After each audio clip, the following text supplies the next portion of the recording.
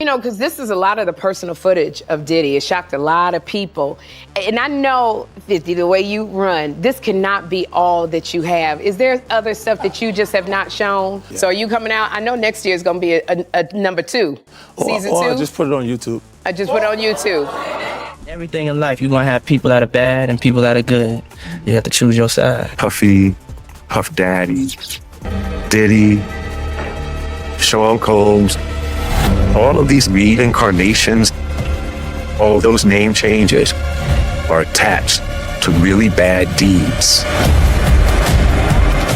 Season 2 is officially confirmed, and this time 50 Cent is pushing the reckoning into territory Netflix didn't dare explore in part 1.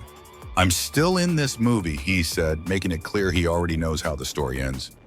The rapper turned producer has left no doubt that the story of Sean Diddy Combs is far from over, not even close. Part 1 tore open some of the entertainment industry's darkest corners, exposing allegations of abuse, manipulation, and control that sent shockwaves through Hollywood. And if Season 2 is any indication, 50 Cent is just getting started. Like the amount of people that actually I'm coming in contact with, like that's what I have to do. You know what I'm saying?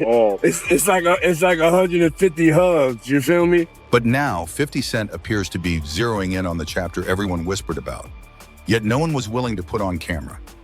This time, the focus may shift to Kim Porter, the woman whose tragic and still mysterious death continues to loom over Diddy's legacy like a shadow that never fully fades. Is it cool for a person to date their ex's friends?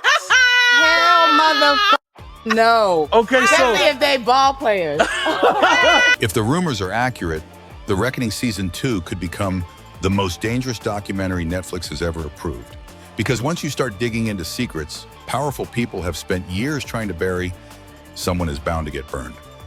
Season 1 of Sean Combs, The Reckoning didn't just trend, it detonated. The Netflix docuseries ripped the curtain off Diddy's empire, featuring disturbing testimony from former collaborators and industry insiders who described a culture driven by power, fear, and enforced silence. One of the most haunting moments came from Aubrey O'Day, once a rising star under Diddy's label. In a gut-wrenching segment, she read private emails allegedly sent by Diddy and revealed that refusing to play by his rules may have cost her career entirely. Wanted me to be aware of something that she had seen. In one chilling moment, O'Day admitted she isn't even sure whether she was assaulted, quietly saying, "I don't want to know." It was a devastating confession, and one that made it clear her truth came at a heavy personal cost. You realize the burden that puts on my soul for the past year, the weight of that man and his book. I will never get up from under. Just days after the documentary aired, O'Day was hospitalized, emotionally overwhelmed and physically exhausted from the backlash and the toll of reopening old wounds. The series left audiences stunned. It dominated headlines, ignited fierce online debates, and reopened long-buried conversations about what truly happened behind closed doors at Bad Boy Entertainment.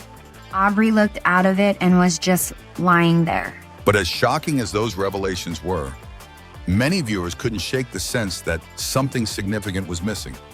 One story, one woman, one mystery that even 50 Cent seemed unwilling to touch until now.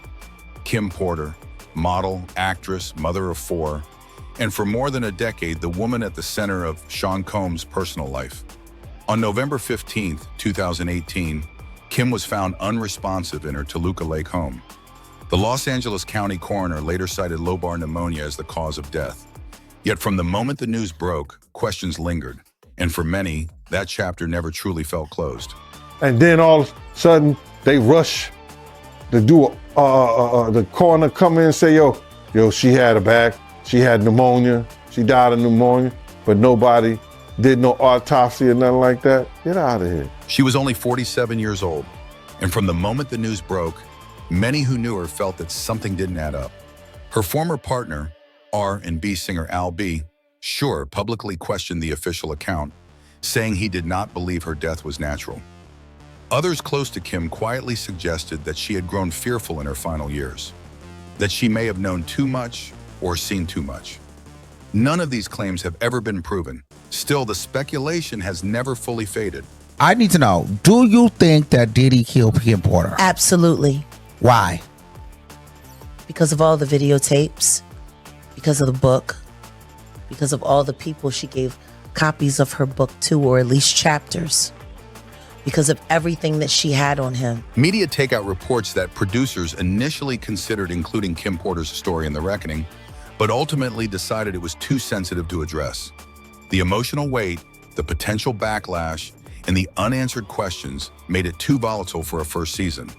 But now, with Diddy facing increased scrutiny and new material reportedly emerging, 50 Cent is said to want season 2 to focus directly on Kim, her life, her relationship with Diddy, and the mystery surrounding her final days.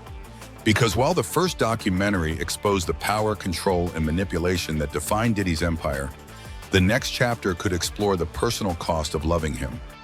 Kim Porter was deeply loved in Hollywood, remembered as a woman of grace who left behind not only her children, but a void that has never truly healed. For 50 Cent, that emotional center may be the key to telling the fuller story. And if you followed 50 Cent long enough, you know he doesn't bluff. When he hinted that The Reckoning Part 2 was on the way, the internet erupted, and his next post all but confirmed it.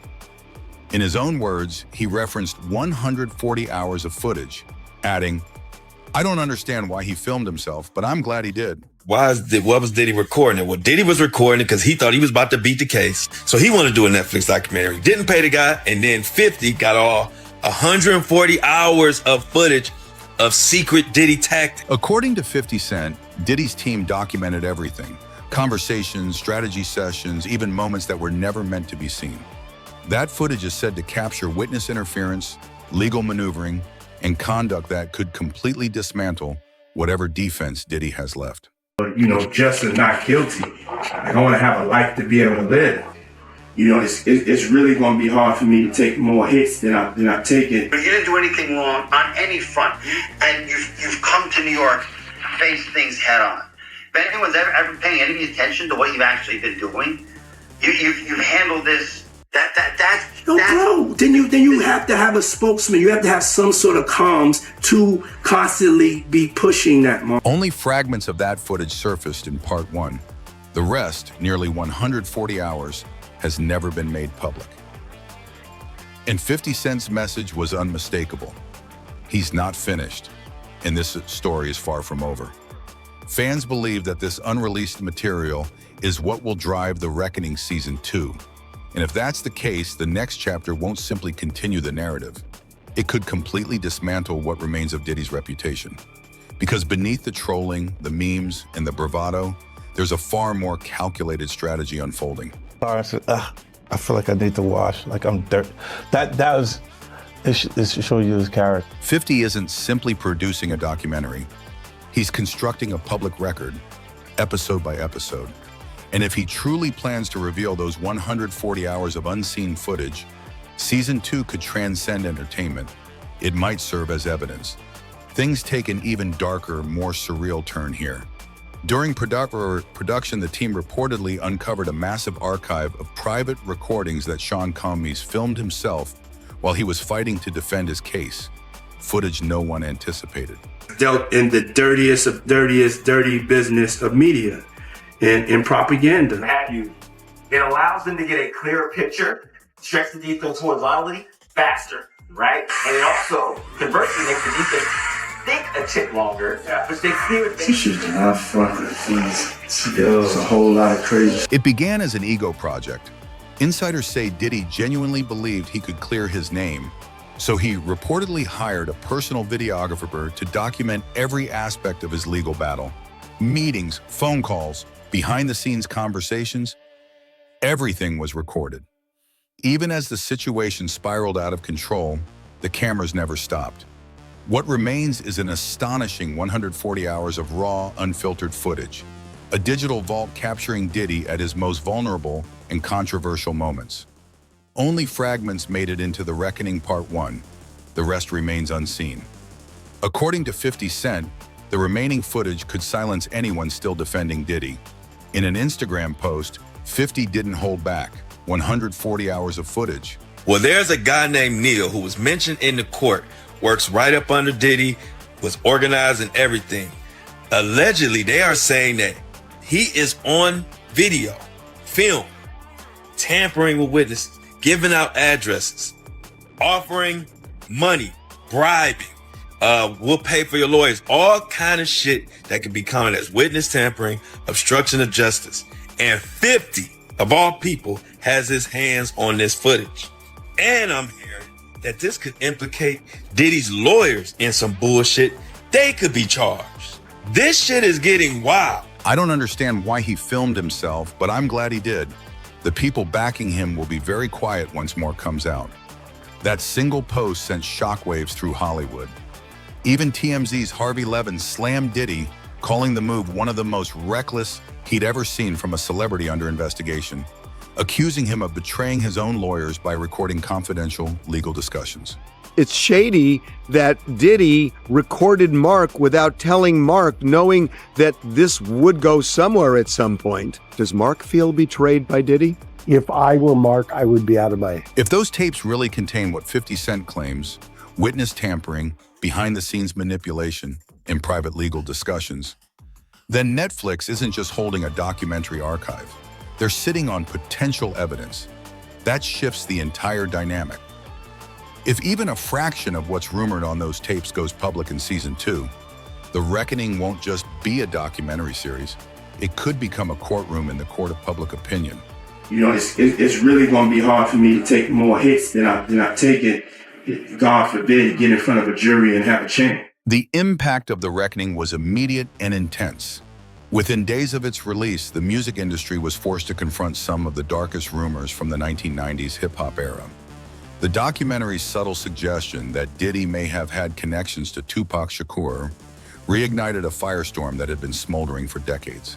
50 got y'all thinking that Puff is the man behind Pac getting at the Quad Studios thing? I see a lot of y'all saying, well, Puff was at Quad when Pac got blanked, so nothing. I was covering Pac's trial. I was seeing him every single day through that situation when that Quad situation happened. For years, rumors of the Diddy Crips connection have floated through hip-hop circles. But never before had such speculation been even subtly suggested in a high-profile Netflix production.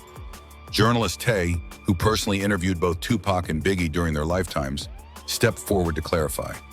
While he didn't defend Diddy, he emphasized the need for accuracy. Tay stated plainly that there is no evidence linking Diddy to Tupac's death.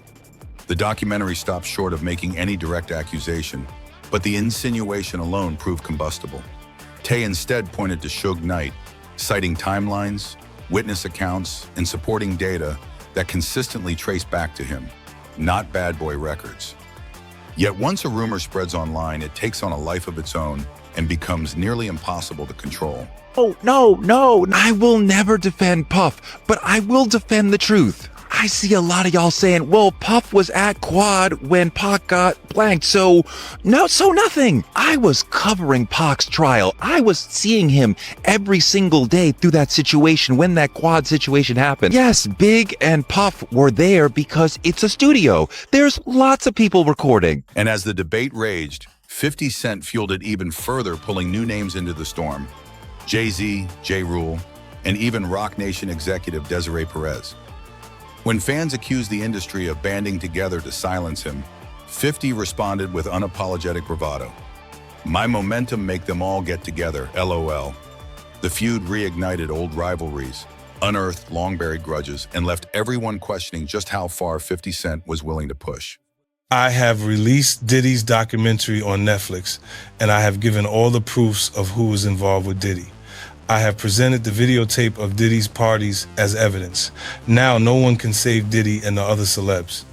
Jay-Z, Beyonce, Oprah Winfrey, Kim Kardashian, all of them were Diddy's handlers. After watching the rest of the documentary, you'll understand everything. But the reality is, 50 Cent isn't intimidated by the backlash. He thrives on it. Every headline, every threat, every circulating rumor becomes fuel for the next installment. If you were on social media after The Reckoning premiered, you already know the chaos it unleashed. Fans were split between disbelief, outrage, and obsessive analysis. Hashtags like hashtag The Reckoning Season 2, hashtag Kim Porter Truth, and hashtag 50 versus Diddy dominated trends for days. Entire Reddit threads dissected every frame of the series, paused timestamps, connected rumors, cross-referenced public records, and scrutinized every Instagram post from 50 Cent as if it contained hidden clues. Conspiracy theorists are convinced the missing Kim Porter segment holds the key to the whole saga, while others argue that the 140-hour footage vault could reveal not only Diddy's actions, but also the roles of those around him who may have helped cover things up.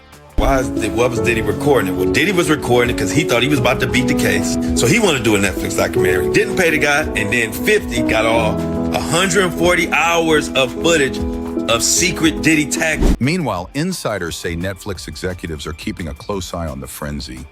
The streaming giant reportedly saw massive spikes in viewership the week the documentary dropped, particularly after 50 Cent's cryptic Instagram posts. And when a series delivers numbers like that, Netflix takes notice. Sources claim that meetings are already underway behind closed doors, with 50 Cent reportedly wielding near-complete creative control for Part 2. If Netflix does give the green light, which seems increasingly likely, expect a follow-up that's darker, rawer, and even more personal than the first season. I'm still in this movie, and I just know the ending. But if the spotlight moves to Kim Porter, this next chapter won't just revolve around scandal, it will be about legacy. Amid the accusations and power struggles, it's easy to overlook the person at the heart of it all. Kim Porter. She wasn't simply Diddy's former partner. She was a devoted mother, a loyal friend, and a creative spirit who illuminated every room she entered. Cherished by those who truly knew her, Kim was celebrated for her grace and warmth, even in an industry that could be ruthless. Her sudden passing left her family devastated and sent shockwaves through Hollywood. That Diddy had something to do with the death of his ex-partner and the mother to his children, a woman named Kim Porter. Now, what happened was she mysteriously died of pneumonia at the age of 47. Kim died from pneumonia. They have poisons that create heart attack and pneumonia-like symptoms. You can't tell me beyond a reasonable doubt this man has done something. In the years since, Kim Porter's name has often been spoken in hushed tones, always with sorrow, always with questions. If 50 Cent truly intends to center the Reckoning Season 2 around her life and untimely death, this isn't just about ratings or revenge. It's about giving voice to a woman whose story was repeatedly sidelined, whose silence spoke louder than any interview ever could. For too long, her perspective was missing from Diddy's narrative. Season 2 could finally give her the spotlight she deserved. It's that emotional truth, the human cost, that could turn Season 2 from mere controversy into something profoundly cathartic. One thing is certain, the reckoning isn't over. 50 Cent has made it clear he's playing for keeps. With Netflix reportedly holding over 100 hours of unreleased footage, this next chapter could be the most explosive and dangerous yet. While the first documentary peeled back layers of power and control, the second might reveal the consequences of those actions, and the woman who may hold the key to understanding it all. If 50 Cent truly focuses on Kim Porter's truth, Hollywood may never view Diddy the same way again. The pressing question remains, will Netflix dare to release it all? Or will The Reckoning Part 2 be buried before it ever sees the light of day? We want to hear from you. What do you think? Drop your thoughts in the comments below. If you enjoyed this breakdown, hit like to support the channel, subscribe to Holly Hype TV for the latest updates, and turn on notifications so you never miss an upload. Until next time, peace out.